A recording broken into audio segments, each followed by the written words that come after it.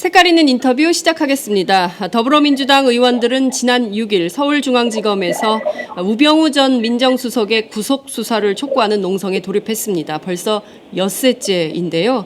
어제는 난데없이 어버이연합 회원들이 들이닥쳐서 난동을 부리는 불상사가 발생하기도 했습니다. 검찰은 어제 우병우 전 수석의 자택을 압수수색해서 휴대폰 두 대와 박스 2개 물량의 압수품을 가져갔다, 이런 소식이 들리는데요. 오늘은 서울중앙지검 앞에서 농성을 시작하신 국회 법사위 간사 박범계 더불어민주당 의원을 전화로 연결해서 자세한 말씀 들어보도록 하겠습니다. 의원님 나와 계신가요? 네, 반갑습니다. 네, 오랜만에 뵙겠습니다. 네, 안녕하세요. 예, 지금 기차 화장실에 계시다고요? 이거 6일 동안 집을 못 들어가가지고 네. 옷 좀 갈아입고 하는 바람에 이제 어제 늦게 집에 갔다가 지금 올라가는 길이에요. 네, 네. 대전에서 지금 예. 네, 대전이 지역구이기 때문에 대전에서 서울로 올라오시는 기차 화장실 돈 안에서. 때문에 지금 화장실에 들어와 있어요. 그러니까 지금 팟짱 인터뷰는 해야 되고 기차 안에서 네, 장소는 두드리면 안 없고 되는데, 이거 누가 큰일 두드리면 났네. 큰일이네 이거. 그 안에 빨리 끝내야 되겠습니다. 네. 네, 자 벌써 엿새째 농성을 하고 계세요. 어제 보니까 네네. 어버이연합 회원들이 항의 방문을 했다면서요. 상황이 굉장히, 아니 웬 그렇게 욕을 해대십니까 노인들이? 항의 방문 정도가 아니고 네.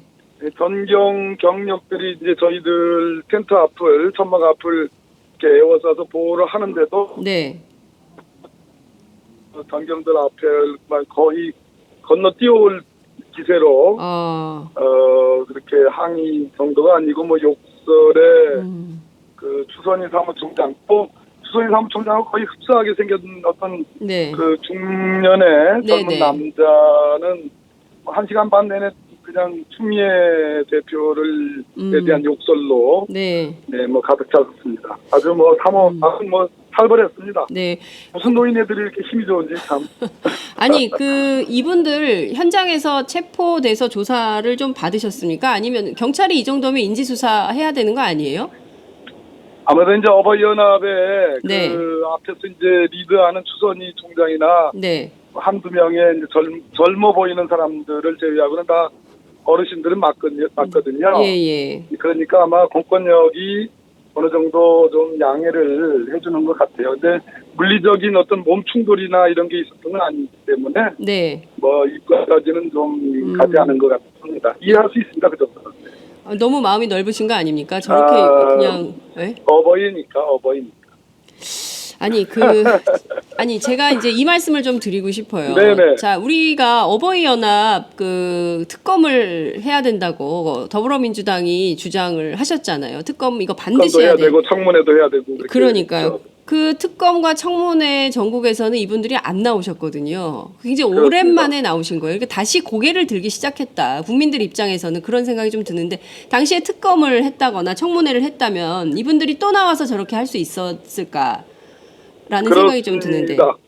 그 다수의 그 연세가 많이 드신 어버이연합에 소속된 노인들은 뭐 차치하더라도 네. 그들을 사실상 거의 반욕설과 뭐 선동으로 예. 이렇게 이끌고 있는 추선희 사무총장을 제가 가까이서 그렇게 네. 본 건 처음이거든요. 예. 근데 거의 그 마이크를 잡고 하는 연설의 절반은 이제 뭐 선동과 욕설 뭐 이런 것더라고요. 네. 근데 추선희 사무총장 아시다시피 전경련을 통해서 네. 베델 선교복지재단이라는 그렇죠. 가명계좌를 예. 통해서 수억 원의 이제 돈을 지원을 받았잖아요. 네. 근데 그 수사가 아직 끝나지 않았습니다. 예. 그러니까 이제 앞뒤 못 가리고 마치 수사가 끝난 것처럼 예. 저렇게 하는 거에는 제가 두 가지 의문점이 있는데, 네. 하나는 대형 트럭을 이제 몰고 왔고요. 또 하나는 버스에다가 이제 노인들을 이제 모시고 왔는데, 예. 갑자기 그 사무실 임대료도 못 내가지고 쫓겨나는 판이었는데, 예. 이런 것을 움직일 정도의 돈이 어디서 공급이 됐느냐라는 아하. 거고요. 네. 예. 두 번째는 어찌됐든 뭐 최순실은 조사를 해야 된다 이런 식의 얘기는 하긴 했지만, 네. 저희들의 농성은 우병우 구속 수사, 그것이 곧 성역 없는 진상조사의 알파의 오메가다. 네. 그리고 이 사태가 이제 최순실 게이트 아닙니까? 그렇습니다. 그래서 그 부분에 대한 엄정 수사를 촉구하는 예. 1인 농성 시위에 저희들 바로 저와 이제 어제 우상호 원내대표도 왔는데 네. 또 저희 민주당을 공격하는 거는 네. 결국은 우병우, 최순실 더 나가서 지금 이 게이트에 몸통으로 사실상 지목되고 있는 박근혜 대통령을 엄호하기 위해서 나온 거거든요. 예. 네, 그러면 저는 궁극적으로 어버이연합 또 주성희 사무총장과 최순실 씨는 관계가 있는 것인가라는 물음을 반문하지 않을 수 없습니다. 그렇군요. 말씀하신 네. 추론이 상당한 이렇게 국민들이 말이 되는 듣기에도 거죠, 말이 되는 그러니까. 예, 추론이 가능한 이런 해석인 것 예. 같은데요. 그렇다면 어버이연합의 정치적 뒷배 몸통은 박근혜 대통령이다 이렇게 봐야 된다는 겁니까? 어버이연합은 제가 예전부터 누누이 말씀드렸지만 네. 새누리당 예전에 대통령 경선 때부터 박근혜 대통령 후보를 제외한 나머지 후보들에 대한 엄청난 비난 네. 그리고 박근혜 정부 출범 이후에 어버이연합이 했던 여러 가지 그 행동과 행태들을 보면 네. 사실상 박근혜 대통령의 어떤 보위부대가 아닌가 하는 그런 의심을 지울 수도 없는 거고요. 또 네. 어버이연합에 대한 전 경련의 지원도 박근혜 예. 정부 출범 이후에 수억 원이 지원이 됐기 때문에 예. 결국은 이 박근혜 최순실 게이트에서 박근혜 대통령 최순실을 네. 비호하려는 것으로 해석이 할 수도 있다라는 생각을 하고 있습니다. 네, 어제 그 JTBC 손석희 사장을 고발했습니다. 어버이연합이 바로 두 가지 지점이 딱 맞아떨어지죠. 예. 그 태블릿 PC 입수 경위를 밝혀라 이런 주장을 했는데요. 이것도 상당히 정치적 뒷배 뭔가 좀 이분들이 나서지 않으면 안 되는 상황을 만드는 정치적 이유, 목적 이런 게 좀 있어 보여요. 어떻게 보십니까?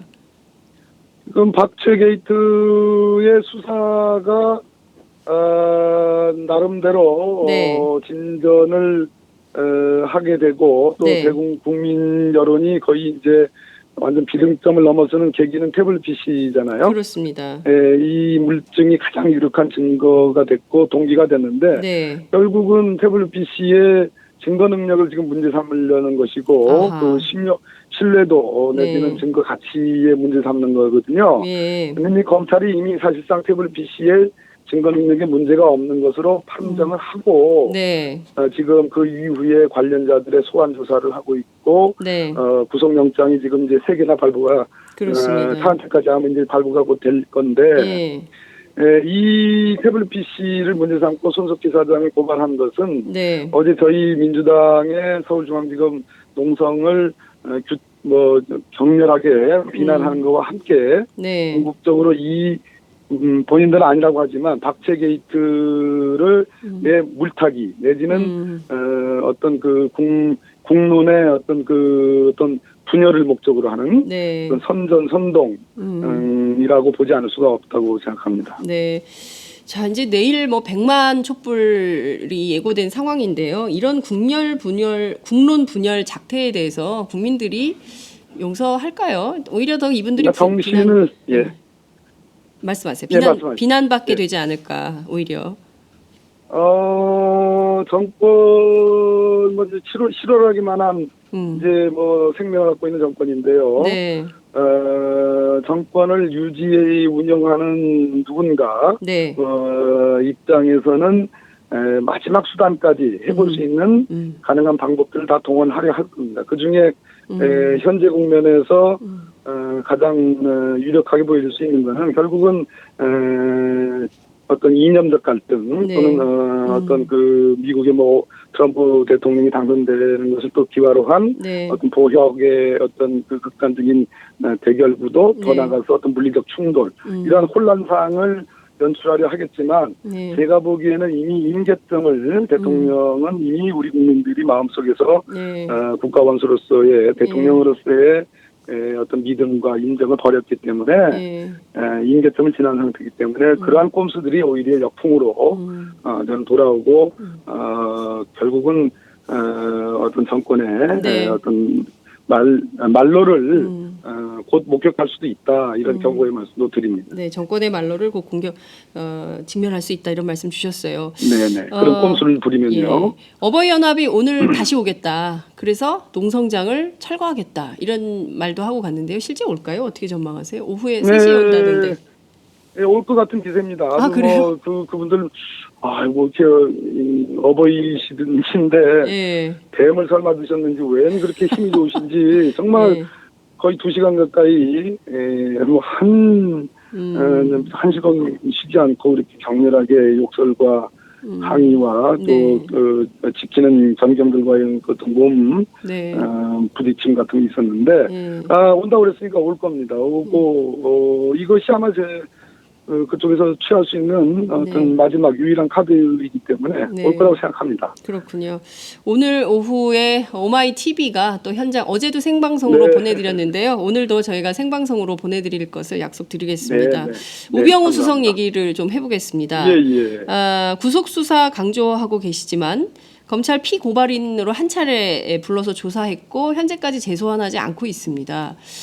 오늘 아침 중앙일보 보도를 봤더니 한일 전 서울경찰청 전 경위 2014년 십상시 파문 때 당시에 이제 문건 유출 의혹으로 조사받고 구속됐던 이런 인물입니다. 이분이 인터뷰를 했는데 우병우의 비서관실의 피행정관이 회유에 나섰다.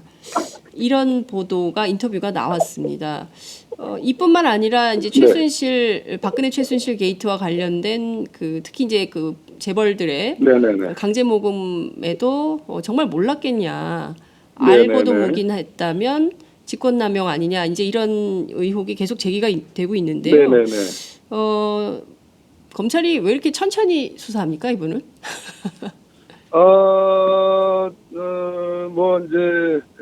우병우 민정수석은 사실상 검찰 몇 번의 인사를 통해서 네. 검찰의 중요 부서 중요 직위에 네. 자신이 입맛에 맞는 소위 우병우 사단을 박아놨죠.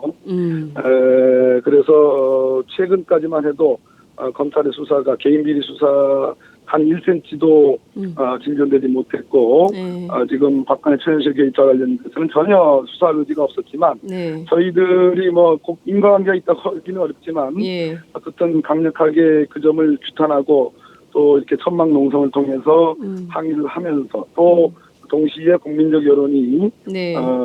이제 비등점을 지나게 되면서 네. 우병우 수석에 대한 전 수석에 대한 수사가 진행되는 것으로 보여집니다. 예.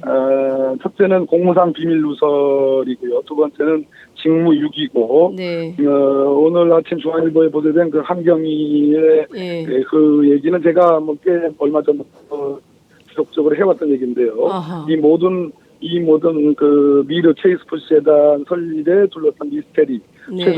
최순실 유일 권력의 동기와 시발점은 정현의 문건 수사에서 시작된다. 아하. 그때 우병우 민정비서관이 감찰 보고서라는 것을 만들어서 검찰에 제시했고 그것이 가이드라인이 됐다. 그런데 오늘 한경희의 말은 네.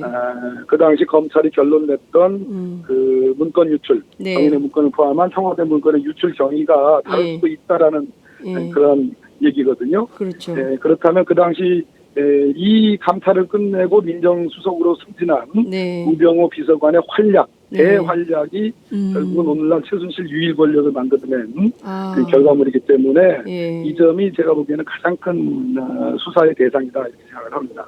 이 부분이 가장 큰 수사의 대상이다. 이런 그렇습니다. 오늘 중앙일보 보도된 한경희 인터뷰가 상당히 우병우 수석에 대한 조사를 하지 않으면 안 되는 중요한 단초가 될 맞습니다. 것이다. 네, 지금 롯데 수사의 수사 정보를 흘려준 의혹, 네. 그리고 차은택의 여러 가지 이권 개입과 또 광고사 네, 몰아주기. 취지에 또 개입한 의혹, 예. 또 여러 가지 증거인멸에 개입한 의혹, 네. 덧붙여서 당시 올라가서 2014년 말과 2015년 초에 있었던 수사에 네. 어떤 역할을 했느냐가 굉장히 중요한 거라고 네. 생각합니다. 그 한경희 인터뷰를 꼼꼼히 들여다보면 2014년 12월 8일 당시에 우병우 민정비서관실의 피행정관이 자신을 찾아왔을 때 본인이 그 전날 그러니까 12월 7일이겠죠. 2014년 하루 전날 검찰에 제출한 정보들 휴대전화 속의 정보들을 이미 알고 있더라. 그리고 본인이 문건 복사한 사실까지도 알고 있었다. 이 내용은 어쨌든 내사를 통해서 청와대가 이미 검찰 수사의 방향이나 이런 것들을 다 갖고 있었고 그걸 가지고 사실 경찰 이런 그 문건 수사를 압박했다. 이렇게 볼 수 있는 거 아닐까요? 예, 그렇습니다. 그러니까 그 뒤로 넘어가면 네. 최종적인 검찰의 결론은 네. 한 채 예. 두 사람의 라인을 통해서 이게 유출이 됐다고 보는 거거든요. 음.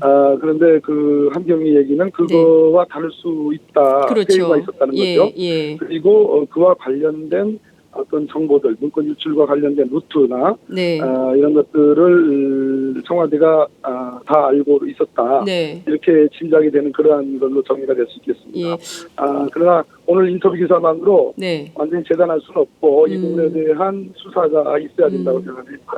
네, 반드시 이 부분에 대한 수사가 있어요. 당시 네네. 최경희가 스스로 목숨을 끊는 사태까지 있었습니다. 그리고 본인이 네. 내가 한 일은 절대로 아니다, 억울하다 이런 얘기를 했었기 때문에 사람의 목숨까지 걸려 있었던 이 사건의 진실 반드시 검찰 수사를 통해서 밝혀야 네. 된다 이런 네. 말씀 주셨습니다. 지금 보면요, 우병우 수석과 그의 아내가 쓰던 휴대폰 2대를 어제 검찰이 압수수색해서 가져가긴 했습니다만 과연 이 휴대폰 안에 기록이 남아 있겠냐? 그리고 이미 좀 뭐 정호성 비서관이나 또 안정범 수석의 경우에는 대포폰 둘이서 한 10개 썼다고 하니까요. 우병우 수석도 분명히 대포폰을 쓰지 않았겠냐. 뭐 이런 의혹도 있습니다. 일단 지금 검찰이 가져간 핸드폰엔 정보가 있을지, 자료가 남아 있을지, 증거인멸 가능성은 없는 것인지. 그리고 네, 대포폰. 일단 수사를 예. 하고 있는 검찰의 늑장 수사, 네. 마지못해 떠밀려서 하는 수사의 태도에 대해서는 우리가 신랄하게 비판을 해야 된다고 생각합니다. 그러나 네.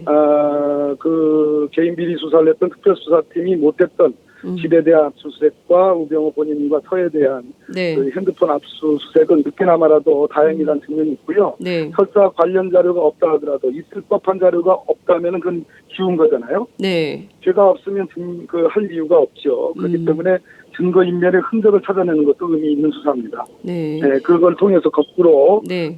증거인멸의 이유를 추궁하는 과정에서 원래의 의혹의 본질에 도달할 수 있는 것도 하나의 수사 기법이기 때문에 네. 그 점은 지금 섣불리 의미 없는 압색이다라고 단정하기는 곤란합니다. 그렇군요. 낮 12시에 빈집을 압수수색해서 이게 실효성이 없는 거 아니냐 이런 논란이 어제 언론에 제기가 됐었거든요. 그렇지 안 않다. 하는 것보다는 하는 게 좋다. 안 하는 것보단 그래도 하는 게 좋다 이런 말씀 예, 주셨습니다. 지금 보면 이 검찰 앞서 이제 지적해 주신 대로 우병우 사단이 다 장악한 이 검찰이 이 사건의 실체적 진실을 밝히기 위해서 세게 수사할 리가 없다. 따라서 국정조사나 별도의 특검을 반드시 해야 된다. 야 3당은 이미 합의한 바도 있습니다. 그런 속도가 계속 안 나는 이유는 뭡니까? 국회에서 결정하면 될 문제 아닙니까? 검찰 수사를 일방 강력하게 규탄하고 비판하는 측면, 네. 다른 측면으로 검찰 수사가 전혀 있지 않다. 네. 라고 단정하기는 곤란하고요. 네. 검찰 수사가 어느 정도 진행이 돼야 되고 그것은 특검에 의해서 다시 복귀되고 리뷰되기 때문에 네네. 적어도 앞으로 약 20일 내지 한 달 정도의 검찰 수사는 네. 지켜봐야 되고 오히려 네. 지금 현재의 검찰이 우병우 사단으로 평가되지만 네. 어떤 그 엄정한 수사를 통해서 과거에 네. 지지부진했던 수사를 반성하는 계기로 삼는 것도 검찰에게는 필요하다고 보여집니다. 네, 그렇군요. 이 정도 할까요? 예. 아니, 끝으로 한 가지만 여쭤보겠습니다. 네. 지금 국민의당은 당론으로 박근혜 대통령 퇴진투쟁 정했는데요. 더불어민주당은 아직 당론으로 결정하지 않은 것 같습니다. 어떤 이유가 있습니까? 정치적으로 이제 종합해서 말씀드리는 건 거국 중민 내각인데요. 네. 더불어민주당은 가장 강력한 수권 제1야당으로 스스로 자부를 합니다. 그렇기 때문에 온 그 언론과 여러 매체를 통해서 드러난 이 의혹이 국민적 공분을 사고 박근혜 대통령이 10% 이하의 지지율, 사실상 국민들로부터 마음속에 탄핵을 받은 형국이지만 네. 대한민국은 법치 국가로서 법적 프로세스가 있습니다. 저는 그 시점이 19일 최순실 공소 시점이라고 봅니다. 그 공소장에 그 이전에 박근혜 대통령 조사해야 되고 조사의 결과가 공소 2위에 담겨야 된다고 보고요. 네. 그 지점이 더불어민주당이 뭐 내일 우리 촉구민주가 함께 하지만요. 네. 법적인 책임과 관련해서 정책 책임과 관련해서는 그 시점이 중요하고 어떻게 당겨지느냐를 보고 어떤 그 결단을 해도 결단을 해야 되는 거 아닌가 그런 네. 생각입니다. 예. 의원님 끝으로 한 가지만 여쭤보겠습니다. 아니, 이제 그 정도 하겠습니다. 마지막. 네. 그 탄핵과 관련해서 이 탄핵 절차를 국회에서 밟아야 된다. 더불어민주당이 너무 그 탄핵의 트라우마 때문에 이걸 스텝을 못 밟는 거 아니냐 이런. 그건 역시 마찬가지입니다. 네. 탄핵은 헌법 위반과 법률 위반이 있을 때 할 수 있는 거거든요. 제가 아까 말씀드렸듯이 국민은 법률 위반이라고 물론 판단을 내리셨습니다. 그러나 우리는 헌법과 각종 법률 또 절차법에 의한 여러 가지 그 어떤 법적 프로세스를 갖고 있는 법치국가입니다. 네. 대통령과 그 일당들이 아무리 그 반법률적, 반헌법적 행위를 했다 하더라도 이것에 대한 책임을 묻는 그 과정은 법치국가답게 저는 그런 프로세스를 밟고 얼마 남지 않았습니다. 그런 측면을 말씀드리겠습니다. 네. 이상입니다. 네, 오늘 말씀 잘 들었습니다. 감사합니다. 네.